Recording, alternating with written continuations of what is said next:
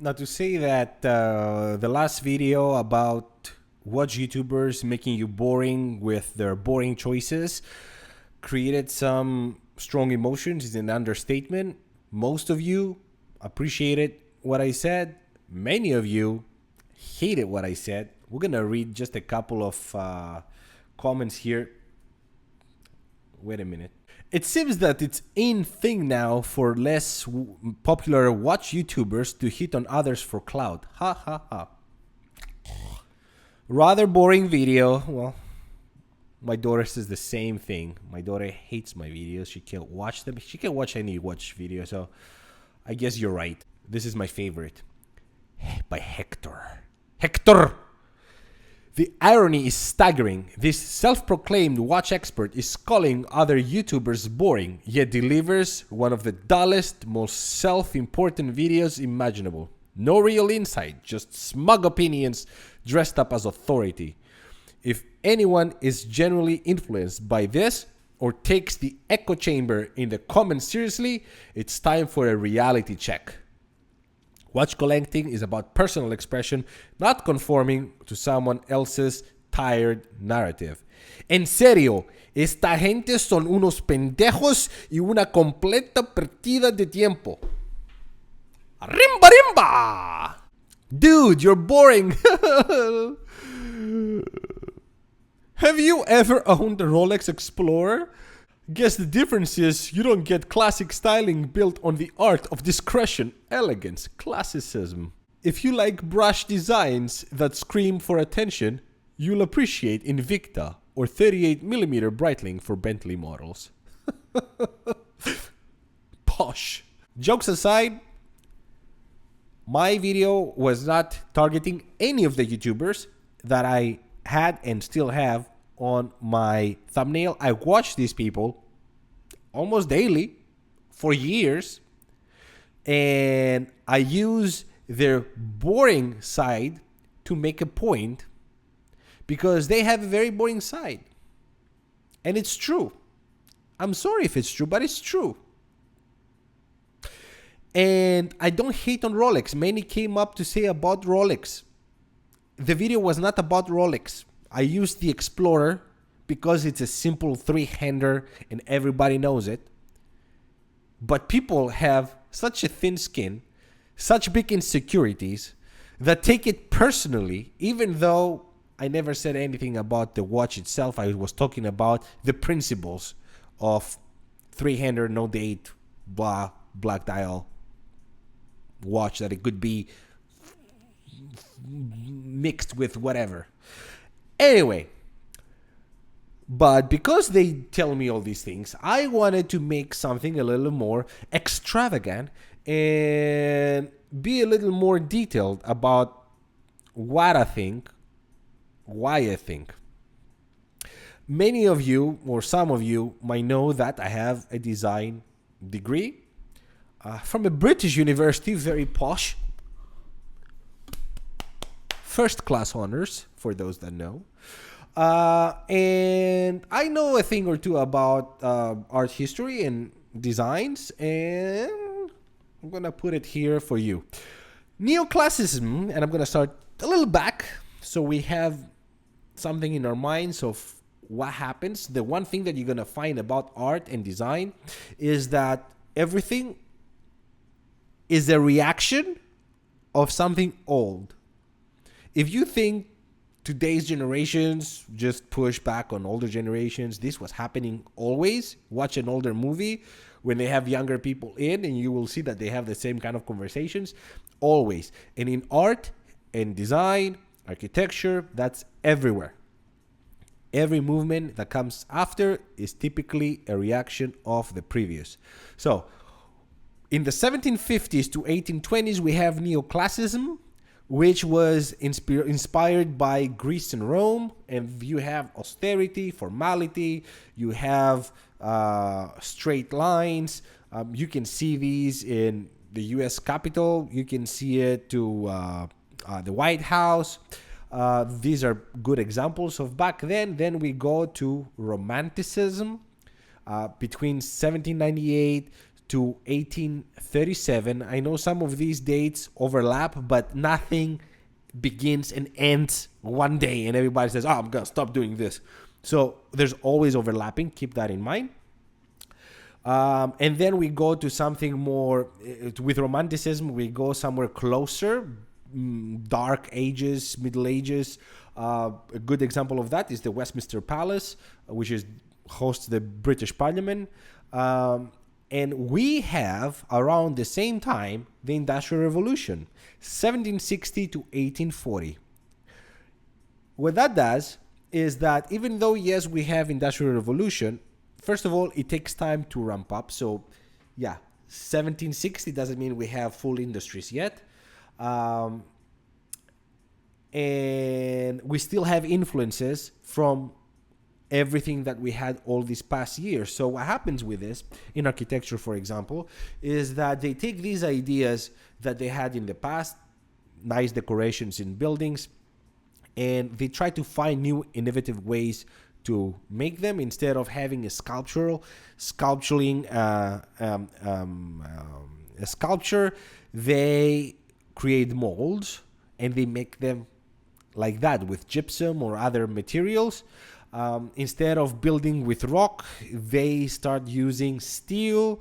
So you have still beautiful looking buildings, looking highly decorated, but with much faster and cheaper processes.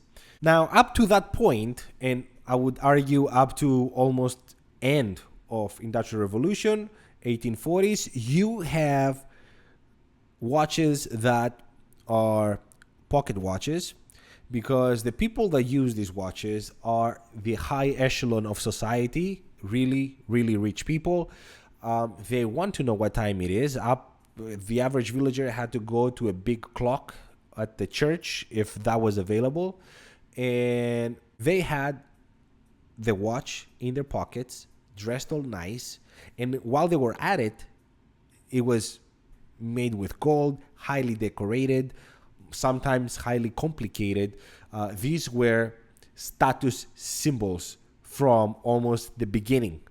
So that's what you had back there, and that was driving the price even higher than it would be otherwise. They were handmade to begin with, but then you had all the extra work to create everything else and the materials. So very, very expensive. And then we go to the Modernist movement, which starts around 1860 and ends 1970. This is one of the issues I have when people say to this day, oh, this is modern. It's not modern. Modern died 55 years ago. There's no modern. There's modern inspired, maybe, but it's not modern. Modernism stopped 1970, roughly. Okay? So the main thing of modernism is a rejection of traditional styles, focus on experimentation, innovation, and in arts like architecture, that meant stripping down all decorations, because decorations were considered extras that were unnecessary. They wanted buildings in their purest form, which meant straight lines. You want a window, here's a square. You want a door, here's a rectangular. And that's when you see movements within the modernist movement, like Cubism, like Pablo Picasso, where you see the weird that you wonder sometimes, how come Picasso sells for millions of dollars? Well, Picasso himself created that movement, and he was basically breaking the forms, the pictures that he was drawing to the simplest form. So a nose was a triangle, a head might be a circle. You get the idea.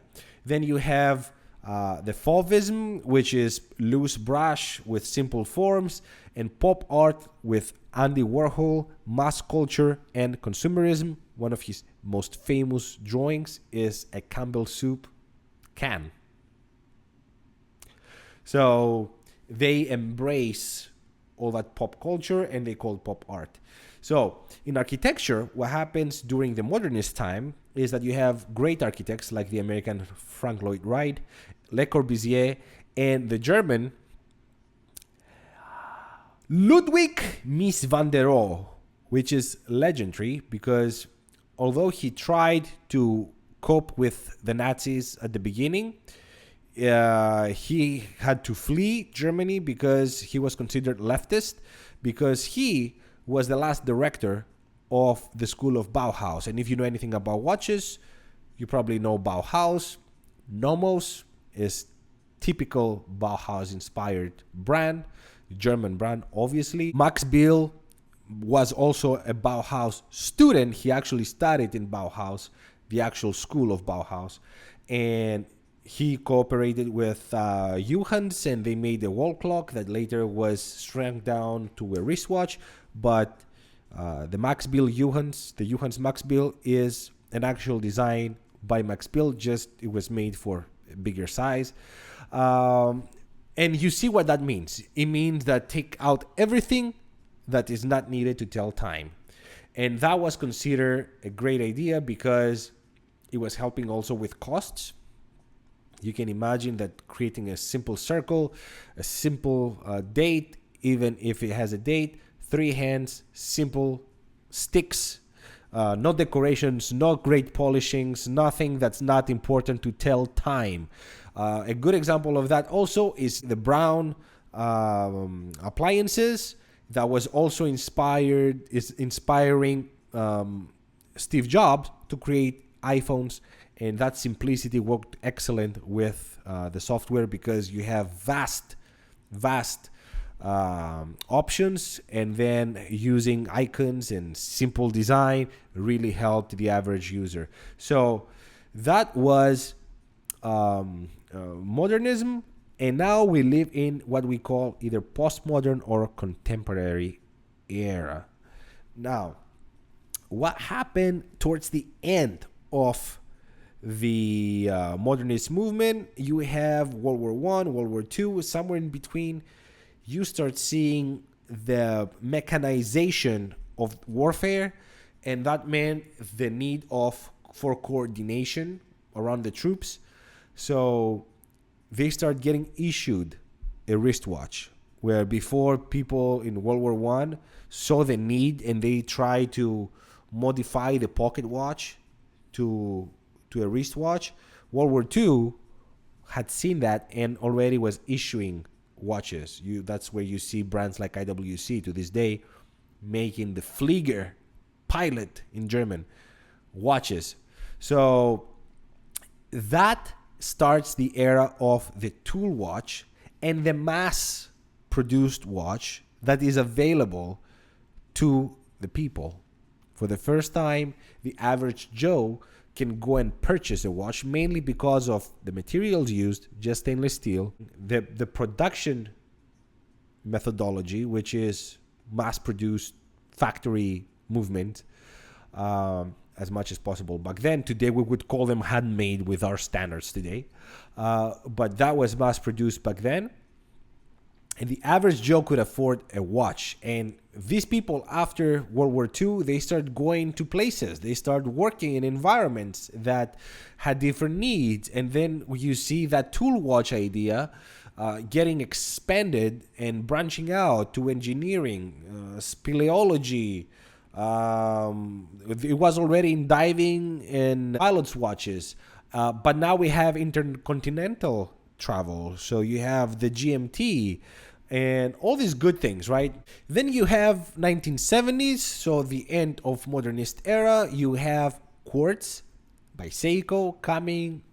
Everybody knows this story. It brings the Swiss market to its knees. Most Swiss brands at the time either closed shop or had to get bought by another brand. And they created these groups that you know today, from Swatch Group, Richmond, all these groups were mainly created to save these companies, because otherwise they would close the doors forever. And the main face that does all this is Jean-Claude Biver, that creates basically Swatch, the Swatch watch. He has the idea that people still think that Swiss has some brand equity, to have Swiss on the dial.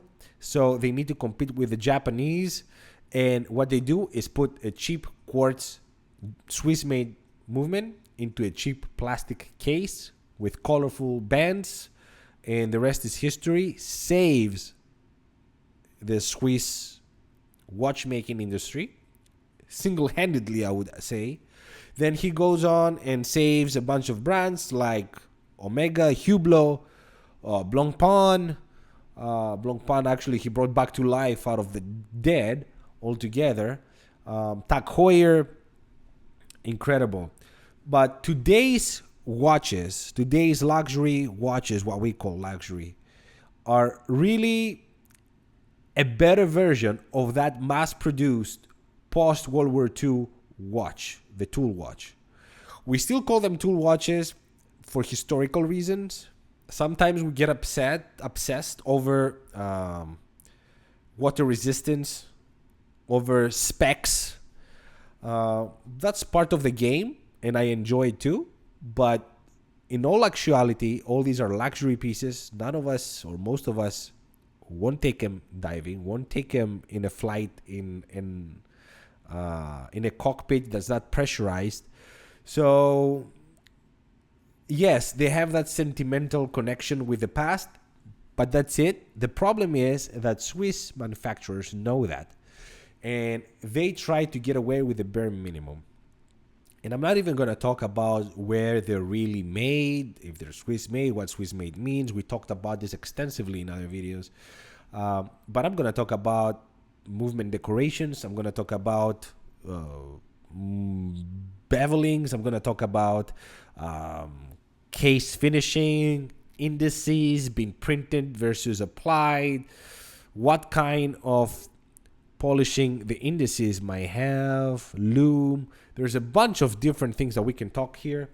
And the least amount of work they can do, they will do. If they can make a cookie cutter shape of a watch, 300 black dial, middle of the road, 40 millimeter case, and have a bracelet that is interchangeable with other models within the range, maybe hands.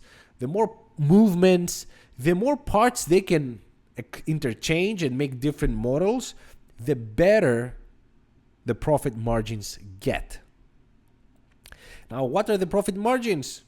Typically 10 to 30%. I'm saying 30 to be nice to many of you that you believe that. I think 10, 15% max is what it is, because you see many of the unpopular models that are created with the same methods, almost exactly the same methods, with models that keep their price. They drop, they tank, they are sold on Joma Shop for like 60, 70% off, and Joma Shop makes money out of that. So they have to make 10, 15%, no? I mean, I'm just trying to think here. I don't know. I don't have the numbers. Now, all this to say that in the end of the day, you got to buy what you like, what's true to you, and don't listen to me. Don't listen to anyone. Just buy what you love. Buy it at the right price. Do your research. You won't lose money. If you buy that discounted 70% off watch, it's not going to lose much more. So don't be afraid. If what you like is something like a Rolex Explorer, and that's what you really like, go for it. Absolutely go for it. You're going to love it. That's all I had to say. Let me know what you guys think about today's videos, about last video, and how did you like these comments. Thank you so much for watching. Until the next one. Ciao.